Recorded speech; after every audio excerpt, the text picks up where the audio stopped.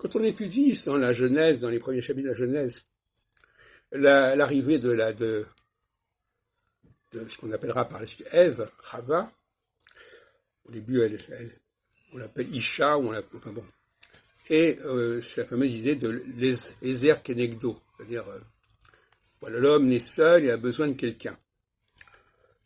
Et ça, c'est quelque chose qui s'ajoute à la création. C'est présenté comme un ajout. Et cette notion d'ajout est extrêmement suspecte, de toute façon, pour ma part. La création fondamentale n'a pas besoin d'ajout. Elle est parfaite en elle-même, le système fonctionne par lui-même, et vouloir modifier quoi que ce soit va le perturber et va l'hypothéquer.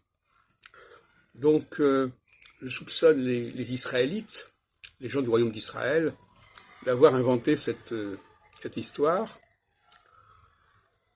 même tout simplement l'histoire du jardin d'Éden d'ailleurs, et du péché originel, qui est en réalité la demande de pardon de la part des Israélites qui s'étaient coupés du royaume de Juda et qui ensuite voudront être rachetés, récupérés, réintégrés. Il faut bien comprendre que c'est ça la cause. Donc, tout ce qui se passe autour du jardin d'Éden, que ce soit la formation, la création de la femme, comme on dit, la fameuse film « Et Dieu créa la femme » de Vadim, avec Brigitte Bardot, ou que ce soit l'expulsion du jardin d'Éden, qui est aussi une sortie, et vous savez que la notion de sortie est très importante pour les Israélites, sortie d'Égypte, sortie du jardin d'Éden, et puis aussi donc la fameuse histoire de l'addition de la femme qui est rajoutée à Adam, Adam étant pour moi le juif, le peuple juif. C'est pas une personne, c'est un peuple.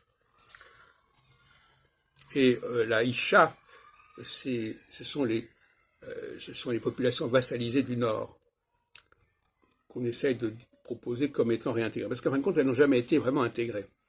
Lors de la conquête, on ne connaît pas tous les détails, bien sûr, elles ont été vassalisées, et ensuite elles se sont inventées un discours comme quoi elles étaient les descendantes de Jacob, et Jacob Israël en plus, petit-fils d'Abraham, etc. Ça c'est complètement mythique, c'est un arrangement historique, un narratif pour intégrer des populations qui sont très différentes dans leur statut, dans leurs origines, etc.